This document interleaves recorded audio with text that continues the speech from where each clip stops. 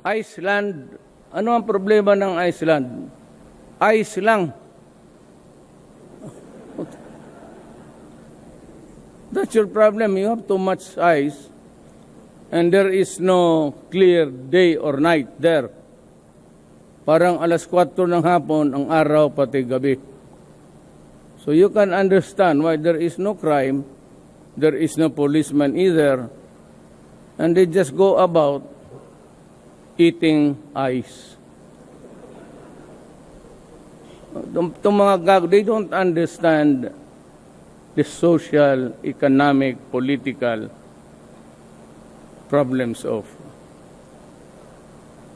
the Philippines. At saka nakikita nila na dito ihulog. If you look at the map of the Philippines, your right hand is the east, your left hand is the west. So they are jettisoning drugs here. Jettison rin sila dito sa kabila.